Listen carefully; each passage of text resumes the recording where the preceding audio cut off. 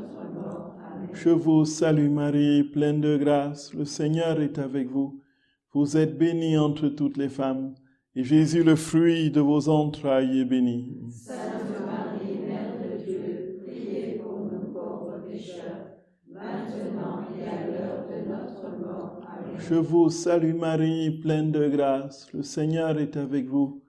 Vous êtes bénie entre toutes les femmes, et Jésus, le fruit de vos entrailles, est béni. Sainte Marie, Mère de Dieu, priez pour nous pauvres pécheurs, maintenant et à l'heure de notre mort. Amen. Gloire soit au Père, et au Fils, et au Saint-Esprit. Comme il était au commencement, maintenant et toujours, et dans les siècles des siècles. Amen. Ô mon Jésus, pardonnez-nous nos péchés, préservez-nous du feu de l'enfer, et conduisez au ciel toutes les âmes, surtout celles qui ont le plus besoin de votre sainte miséricorde. Ô Marie conçue sans péché, Priez pour nous qui avons recours à vous. ô Marie conçue sans péché, Priez pour nous qui avons recours à vous. ô Marie conçue sans péché, Priez pour nous qui avons recours à vous. que par la miséricorde de Dieu, les âmes des fidèles trépassés reposent en paix.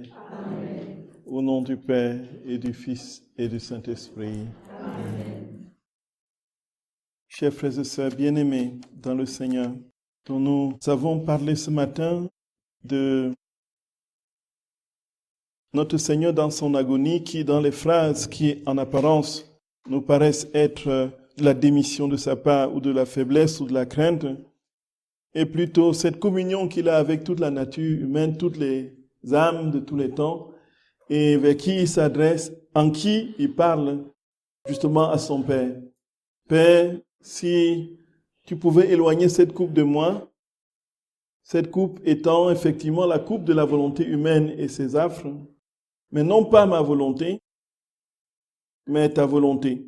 Ici, frères et sœurs bien-aimés, nous comprenons que non pas ma volonté, mais ta volonté signifie tout simplement que Jésus, à la place de tous, a dit que s'éloigne de toutes les âmes la volonté humaine dans ses affres. Et en quelque sorte, le Seigneur dit, éloigne de moi cette coupe, unie à toute l'humanité. Jésus dit, éloigne de toute cette humanité, cette volonté humaine qui l'a conduit au gouffre. Et puis, quand il dit non pas ce que je veux, mais ce que tu veux, ce n'est pas une distorsion entre la volonté humaine de Jésus et sa volonté divine. Ce n'est pas une opposition, un antagonisme entre les deux volontés dans la personne du Christ. Mais il s'agit plutôt, frères et sœurs bien-aimés, de cette prise de communion que le Seigneur réalise avec toute l'humanité encore. Et il dit au Père pour chacun, non pas ce que je veux, mais ce que tu veux. Donc pour la première fois, en Jésus, nous avons été capables de dire, non pas ce que je veux, Seigneur, mais ce que tu veux. En fait, il a en nous prononcé ces paroles et nous a ainsi rendus capables de vivre de la divine volonté. Voilà un peu ce que notre très saint Seigneur nous explique dans ces phrases qui sont interprétées de manière tout simplement humaine. Là où notre Seigneur nous donne une explication éminemment divine, telle que lui seul peut nous ouvrir l'esprit pour que nous comprenions. Et nous avons compris, frères et sœurs, qu'il était urgent pour nous d'entrer dans cette vie de notre Seigneur, de l'aimer de tout notre cœur, de toute notre âme, de le laisser vivre en nous pour que cette prière se réalise. Et voici que nous allons maintenant continuer avec la méditation de cette même 6e heure, qui est une riche, comme vous le constatez, de toutes les façons, comme toutes les autres heures. Au fur et à mesure qu'on avance, on entre toujours plus dans les mystères, les profondeurs insoupçonnées de l'amour infini de notre Seigneur pour nous, de sa douleur, cette douleur qui est à double levier, le levier de l'amour qui le pousse dans une douleur indicible parce qu'il ne peut pas faire autrement que d'aimer, cet amour qui le consume, cet amour qui le fait souffrir, parce que douleur d'affliction, tout simplement parce que l'humanité, l'âme humaine ne s'ouvre pas à cet amour et n'accueille pas cette prodigalité, ce don total que Dieu fait de lui-même, de sa vie, ce déversement de Dieu. Et alors, notre Seigneur, comme nous l'avons compris aussi dans les différents jours de la neuvaine de Noël, cet amour prend différentes proportions dans la souffrance. Un amour étouffé, un amour qui effectif, une souffrance effective, un amour qui n'est pas accueilli, un amour qui est rejeté, un amour qui souffre toutes les formes de distorsion liées au refus de l'homme. Ici, frères et sœurs bien-aimés, quel est notre devoir? C'est d'aimer le Seigneur, de le consoler. Et c'est pourquoi les heures de la passion sont établies sur ce double levier. Il y a l'amour, effectivement, les affections, et puis il y a les réparations. Donc nous aimons le Seigneur dans tout ce qu'il vit, dans les moindres petits instants qu'il vit, dans ces heures qui le conduisent à la mort, et nous lui manifestons notre tendresse, notre proximité et notre consolation. Et ensuite, nous réparons. Donc ça, ce sont les deux dimensions, les deux harmoniques qui scandent les heures de la passion. L'affection et la réparation. Frères et sœurs bien-aimés, nous allons continuer dans la méditation de cette 6e heure et en quittant pour un peu de temps et pour un petit moment tout l'aspect fortement théologique que nous avons développé ce matin. On va revenir dans le cœur pur de la méditation de 16 heures. Nous sommes donc à la 6e heure. Mon doux Jésus, c'est la 2e fois que j'entends prononcer ces paroles. Oh, comme ta voix torturée transperce mon cœur. Toutes les rébellions de l'humanité se présentent à toi. Tu vois le fiat voluntas tua, lequel devrait être la vie de chaque âme, rejetée par presque toutes, et au lieu de la vie, elle trouve la mort. Tu veux donner la vie à toutes les âmes et faire une réparation solennelle au Père pour toutes les rébellions. Tu ne répètes pas moins de 3 fois, mon Père, s'il est possible que ce calice passe loin de moi, c'est-à-dire que ces âmes se retirent de ta volonté et se perdent. Cette coupe est pour moi très amère. Cependant, non pas ce que je veux, mais ce que tu veux. Mais en disant cela, ton amertume est si grande qu'elle t'écrase au point de te faire mourir. Tu agonises et exhales ton dernier souffle. Ô Jésus, mon amour, puisque tu es dans mes bras, je veux m'unir à toi. Je veux faire réparation et te consoler pour toutes les offenses et tous les péchés commis contre ta sainte volonté. Je prie également pour que je puisse toujours et en toutes choses faire ta sainte volonté. Que ta volonté soit mon souffle et ma vie, qu'elle soit la pulsation de mon cœur, ma pensée, ma vie et ma mort. Mais je t'en supplie, mon Jésus, ne meurs pas. Où irai-je sans toi? Vers qui pourrais-je me tourner? Qui d'autre pourrait m'aider? Tout serait fini pour moi. Ah, ne me quitte pas. Garde-moi toujours avec toi. Ne me laisse pas être séparé de toi, même pour un instant. Laisse-moi plutôt t'apaiser, te faire réparation et te consoler au nom de tous. Parce que je vois que les péchés de toutes sortes te sont un fardeau. Ils pèsent sur toi et t'écrasent. Voilà pourquoi, mon amour, j'embrasse ta très sainte tête. Mais que vois-je? Je vois toutes les mauvaises pensées des hommes et tu ressens leur horreur. Chaque pensée forme une épine acérée dans ta tête très sacrée. Frères et sœurs bien-aimés, avant de continuer, arrêtons-nous sur ce point-ci. Nous voyons Louisa, on a déjà eu l'occasion d'en parler. Louisa est en train de parler à Jésus en direct. Elle est en train de vivre une communion immédiate et pleine avec Jésus. Il n'y a pas d'espace de temps entre le moment où elle écrit et le moment où elle vit ce que nous lisons dans ces heures. Alors comment ça s'explique puisque nous sommes en 1917 et que la scène qu'elle décrit et qu'elle vit s'est passée au 1er siècle, notre temps, de l'ère de Jésus. Alors, on a presque 1917 ans qui séparent justement voilà, même si on enlève les 33 ans, mais on a plus de 1 millénaire et demi qui sépare le moment où elle écrit. Donc, nous avons compris cela. L'occasion nous a été donnée d'expliquer pourquoi quand Louisa parle en direct à Jésus, elle n'est pas en train de faire un travail de rétrospective mémorielle. Elle n'est pas en train de déployer une mémoire dans les éléments qu'elle a lus et écoutés de l'Évangile pour essayer de dire, voilà, Jésus, je me projette dans une imagination, je te vois au jardin des Gethsémani, tu es en train de vivre et souffrir ceci, je viens te consoler et faire réparation. Il ne s'agit pas de ça.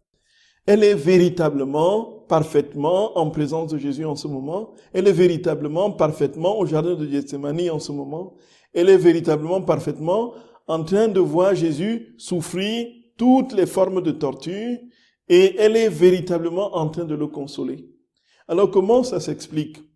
Frères et sœurs bien-aimés, avant de donner la réponse, comprenons que c'est bien ce qui nous arrive quand nous méditons les heures de la Passion.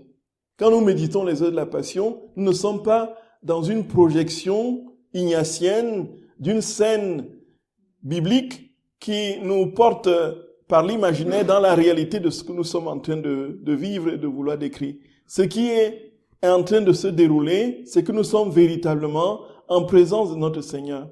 Il est là avec nous. Nous lui disons ces paroles. Quand nous entrons dans les paroles de Louisa, Jésus est là véritablement et nous lui disons ces paroles en vérité parce qu'il est là devant nous. Et comment est-ce que c'est possible encore ici et maintenant? Tout simplement, frères et sœurs bien-aimés, parce que tout se déroule dans son acte éternel et unique. Et comme tout se déroule dans son acte unique et éternel, il n'y a donc plus de passé. Cela veut dire très concrètement que tout acte qui sort de Dieu étant Dieu lui-même a réalisé la perfection de son être dans l'éternité. De sorte que ce qu'il a vécu à Gethsémani continue aujourd'hui, ici et maintenant. Et nous pouvons aller à Gethsémani maintenant. Nous pouvons vivre Gethsémani maintenant avec lui. Il s'agit d'une présentification, d'un éternel présent de Dieu dans le déploiement de son action au cœur de nos existences. Et alors nous sommes en communion avec lui ici et maintenant. Frères et sœurs bien-aimés, c'est aussi un appel pressant pour que nous comprenions que la méditation des heures de la Passion, ce n'est pas simplement une lecture que nous faisons. Ce n'est pas une lecture peut-être fastidieux parfois, qui fait qu'on est pressé de vite terminer et qu'on s'empresse de voir le nombre de pages qui restent. Il ne s'agit pas de cette forme de lecture, de méditation où l'on essaie de mettre l'imagination et l'intellect en branle. Il s'agit de toute la mobilisation de notre être dans la réalité d'un éternel présent de Dieu, là où il est devant nous. Et si nous avons cette perspective profondément ancrée dans notre âme, tout change notre méditation. À un moment donné, nous ne voudrons même plus quitter les heures. Tellement nous sommes tellement unis au Seigneur et que nous sommes tellement dans la pensée et la réalité de ce qu'il vit que nous ne voulons plus nous échapper des effluves de son amour qui jaillissent de son être tout entier et qui nous emmitouflent. Nous sommes véritablement en train d'essuyer les cheveux de Jésus. Nous sommes véritablement en train d'essuyer ses plaies, de mettre nos je t'aime, nos baisers sur ces différentes plaies, sur les gouttes de son sang. Nous sommes véritablement en train de lui dire que nous l'aimons et que nous sommes prêts à aller là où il voudra que nous allions avec lui. Au fond, c'est cela. Suivre Jésus sur ce chemin de sa passion, c'est le laisser nous laisser transformer en lui. Ça, c'est une chose, frères et sœurs bien-aimés. Quand nous l'avons compris, effectivement, nous comprenons que nous pouvons être dans cet acte. C'est l'un des exercices les plus phares de cette vie dans la divine volonté. La méditation des heures de la Passion nous pose dans l'acte éternel de Dieu. On a eu l'occasion de le dire. C'était simplement un rappel. Et alors maintenant, qu'est-ce que lui a fait? Donc comprenons bien que chaque fois que nous lisons les heures de la Passion, il y a deux actes que Louisa pose. D'abord, elle dit son amour, elle dit son affection à Jésus, elle dit, mon Jésus d'amour, je t'en supplie, qu'est-ce qui se passe? Oh, ils t'ont complètement enserré avec les cordes, ils t'ont flagellé, voilà, je viens, je console, je te console, je suis, et ainsi de suite.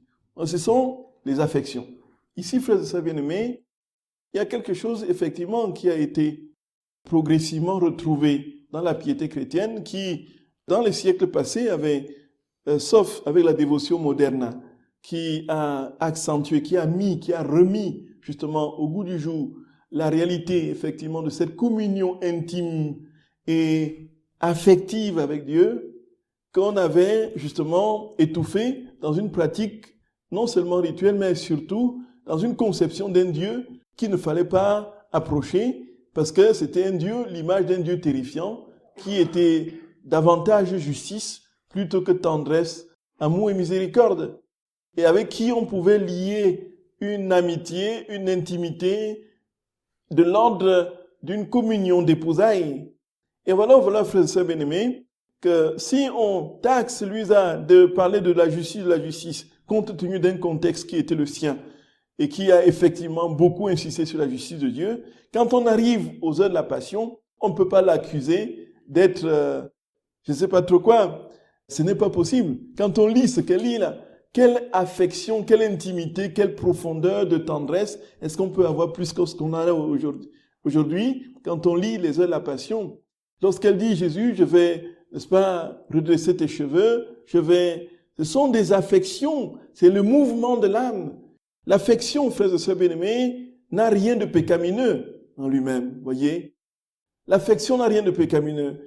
Quand je commence à dire à mon Jésus, Jésus, je t'aime, Jésus, mon Jésus chéri, alors ça veut dire que nous avons fait un pas de géant dans l'intimité avec lui.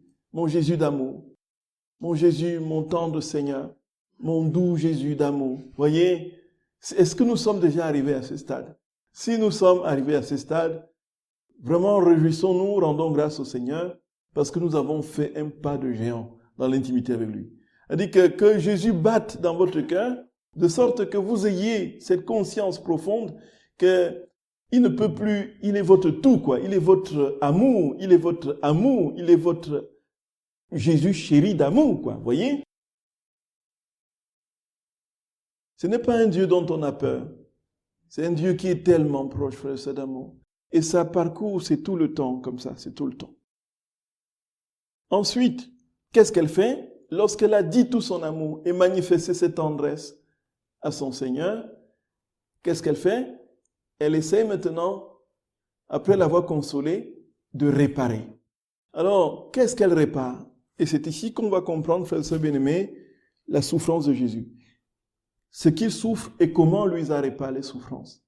Ça, c'est absolument important. Ça peut nous aider, nous aussi, dans notre manière de prier et dans cette divine volonté. Et comment est-ce que nous pouvons consoler et réparer Jésus dans ce que nous vivons? Ici, on a la réponse tout simplement dans la suite du texte. J'embrasse ta très sainte tête. Nous imaginons la petite Louisa, frère Saint-Bénémé, qui embrasse, voyez, qui embrasse la tête de Jésus, qui pose la tête de Jésus contre son cœur. Voyez, frère Sadamo, qui pose la tête de Jésus contre son cœur. Ah, n'est-ce pas beau? N'est-ce pas très doux, frère bien-aimé? Jésus, on te fait souffrir, tu souffres, mon Seigneur, mon roi, mon Jésus d'amour. Pose ta tête contre mon cœur. Et puis, quand elle pose sa tête, la tête de Jésus contre son cœur, qu'est-ce qu'elle voit? Qu'est-ce qu'elle sent? Tout ce que Jésus souffre dans sa tête. Et qu'est-ce qui souffre dans sa tête? Mais que vois-je? Je vois toutes les mauvaises pensées des hommes. Et tu ressens leur horreur. Chaque pensée forme une épine acérée dans ta tête, très sacrée. Les Juifs ne te mettront qu'une seule couronne d'épines, mais combien de couronnes d'épines des mauvaises pensées des créatures placent sur ta tête? Gloria, frères et sœurs bien-aimés, frères et sœurs d'amour, nous comprenons que ce que notre très saint Seigneur nous donne de comprendre dans l'Évangile n'est qu'indicatif. Ce n'est qu'indicatif. Pourquoi? Parce que on ne peut pas s'imaginer que notre Seigneur n'ait souffert, comme on le voit, de 17h le jeudi soir à 17h le vendredi. Et que sa souffrance s'est limitée à ça pour sauver toute l'humanité passée, présente et future. Et donc ça, c'est le temps chronologique avec une densité d'épreuves physiques visibles, palpables. Mais il y a ce que nous ne voyons pas. Il y a les immenses mers, des tourments, des souffrances de notre Seigneur qu'il a vécu intérieurement. Et comme il nous le fait comprendre, chaque petit acte, chaque petit péché de l'homme le fait souffrir.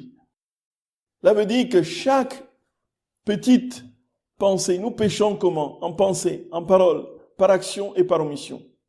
Chaque pensée, chaque parole, chaque action qui sont contraires à l'amour de Dieu le font souffrir. Alors, ici, Cela veut dire quoi très concrètement? Ça veut dire qu'à chaque souffrance correspond un péché. À chaque péché correspond une souffrance. Autant de mauvaises pensées, autant de péchés. Non pas seulement d'une créature, mais de toutes les créatures de tous les temps. Nous imaginons combien de mauvaises pensées ont circulé dans les esprits des âmes depuis Adam jusqu'au dernier qui viendra sur cette terre. Pour chacune de ces pensées, il y a eu une souffrance de Jésus, une épine de Jésus qui lui a transpercé la tête. Chacune de ces souffrances, de ces pensées mauvaises, ont constitué une épine qui a transpercé le cœur de Jésus.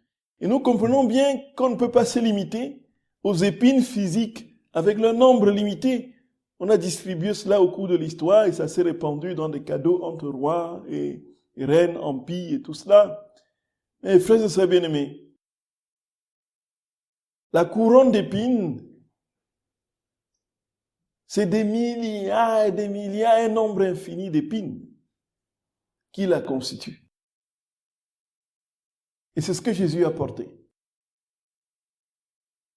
Tout comme notre très saint Seigneur, quand il parle de notre très sainte mère, il dit que ma maman, c'est un passage où Louisa est dans le désir de désobéir. Elle veut sortir de son état sans attendre le prêtre.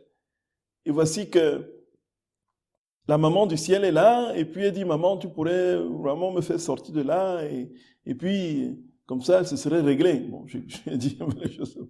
Et puis, notre très sainte mère fait non de la tête, et dit aux saints et aux anges qui sont derrière elle, il dit, écoutez ce qu'elle dit. Et tous en cœur disent non, non, non. Et puis notre très sainte mère monte dans son cœur et les 7 glaives qui sortent de son cœur.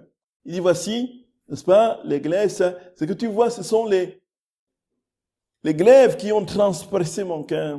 Donc il a sorti, ils étaient au nombre de 7. Et puis notre très saint Seigneur, plus loin, dit à Louisa, en fait, ces glaives-là que tu vois, ta mère a souffert, c'était, si l'Église savait ce qu'elle a souffert, puisqu'elle souffrait tout ce que Jésus souffrait, elle exerçait sa maternité sur toutes les pensées, les paroles, les actions de son Fils, et donc tout ce que son Fils souffrait, elle le souffrait. Et donc, si l'Église le savait, dit notre Seigneur, elle ne parlerait pas de 7 glaives, mais des millions de glaives. Des millions de glaives. On pourrait dire la même chose ici, frères et sœurs bien-aimés. Il ne s'agit pas de quelques couronnes, de quelques épines. Il s'agit des milliards et des milliards d'épines qui ont transpercé la tête de notre Seigneur et qui correspondent à autant de milliards et de milliards de pensées qui ne glorifient pas le Seigneur, de pensées mauvaises. Et donc, d'où l'importance ici, quand nous parlons de cette vie dans la divine volonté, que rien en nous ne reste en dehors de Dieu, que rien en nous ne soit en dehors de Jésus, que notre tête soit dans sa tête, que nos pensées épousent ses pensées, que nos paroles épousent ses paroles, que nos mains épousent ses mains, pour qu'il n'y ait pas un seul moment où une épine sorte de nos actions, de la volonté humaine pour aller transpercer son cœur, transpercer sa tête. Donc, d'où l'importance, frères et sœurs bien-aimés, de cet appel continuel de Jésus à venir vivre sa vie en nous. Et c'est dans cette communion continuelle, perpétuelle avec lui, que la réalité de cette divinisation s'opère. Et que nous sommes un jour appelés à être sans péché, comme Jésus le promet. Voyez, frères et sœurs bien-aimés. Et nous comprenons donc bien que ceux qui disent, voilà, ça fait 10 ans que je ne me suis pas confessé. En fait, je n'ai rien fait de grave. Hein. Bon, on peut avoir critiqué, avoir de mauvaises pensées. Non. En fait, ce qui est grave pour ces personnes, c'est quand comme je n'ai pas tué, comme je n'ai pas trompé, enfin, je n'ai rien fait de grave. Mais nous n'imaginons pas que tout ce qui n'est pas conforme à l'amour fait souffrir Dieu. Fait souffrir Dieu. Voyez, frères et sœurs d'amour, fait souffrir Dieu. Et donc, combien d'épines enfonçons-nous dans la tête de Jésus combien d'épines par nos mauvaises pensées. Et Dieu sait combien, frères et sœurs bien-aimés, elles sont abondantes et même surabondantes. Chaque pensée, tu lui as, forme une épine acérée dans ta tête très sacrée. Les Juifs ne te mettront qu'une seule couronne d'épines. Mais combien de couronnes d'épines les mauvaises pensées des créatures placent sur ta tête? Ton sang s'écoule de partout, de tes cheveux, de ton front et de chaque partie de ton corps. Jésus, comme je compatis, je veux te donner autant de couronnes de gloire que tu as de plaies. Pour t'apaiser et te consoler, je veux faire réparation pour tous. Je t'offre toutes les intelligences angéliques et ta propre intelligence. Et alors, comment est-ce qu'elle va faire pour remplacer ces épines-là, pour enlever chacune de ces épines de la tête de Jésus? Comment est-ce qu'elle va procéder? Frères et sœurs bien-aimés, c'est ça, la puissance incomparable et absolument détonnante de cette vie dans la divine volonté. Nous allons tout simplement, qu'est-ce que Louise a fait? Elle va aller chercher les pensées des anges.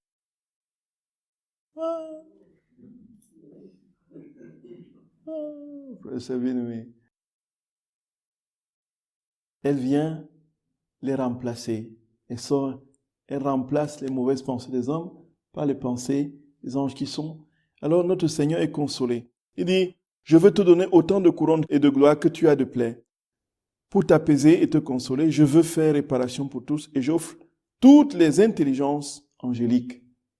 Je t'offre tout ce que les anges, qu'est-ce que les anges pensent jour et nuit, depuis qu'ils ont été créés, de toute idée. Ils pensent à la gloire de Dieu. Comment faire pour que son règne vienne dans les cœurs?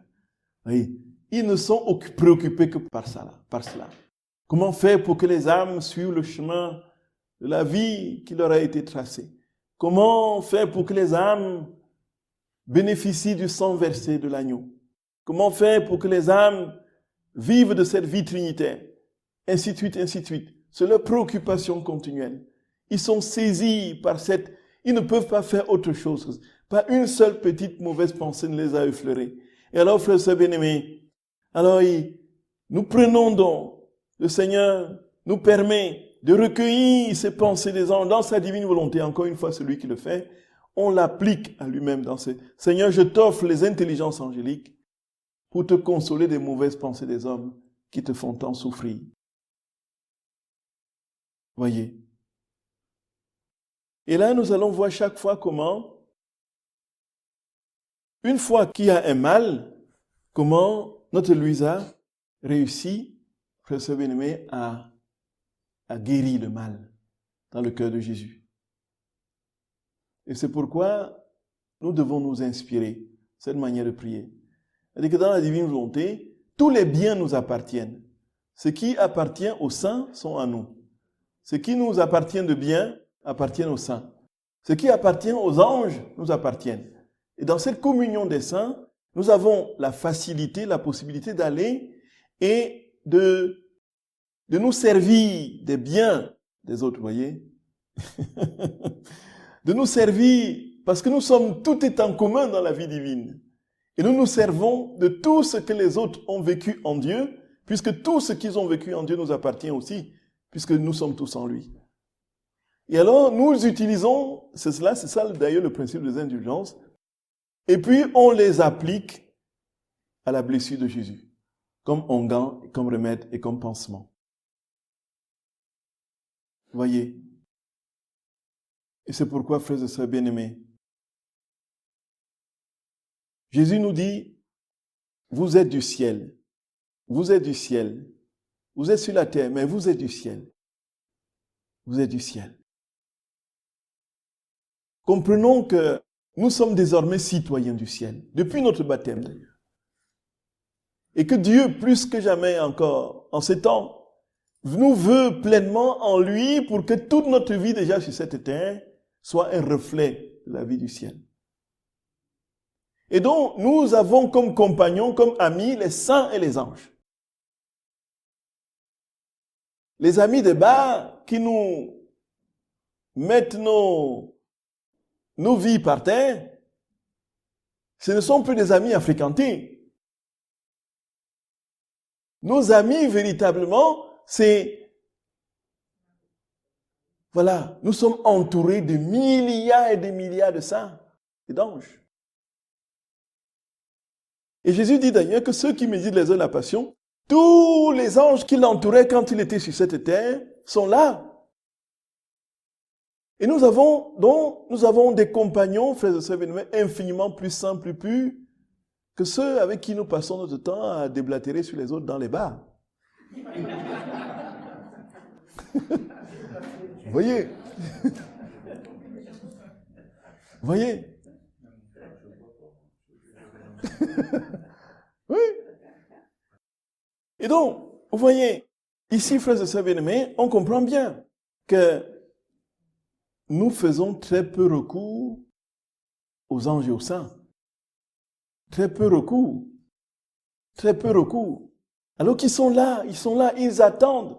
Ils attendent. Quand est-ce qu'il va me solliciter? Quand est-ce qu'il va me solliciter? Rien. Et donc, dans la divine volonté, même pour guérir Jésus, pour le consoler, Seigneur, je te donne tous les mérites des saints, tous les mérites les pensées des anges pour consoler, n'est-ce pas, ta tête transpercée de milliards d'épines des pensées mauvaises des hommes. Et c'est alors, frères et sœurs bien-aimés, que tout devient urgence. L'urgence d'aimer. L'urgence d'aimer.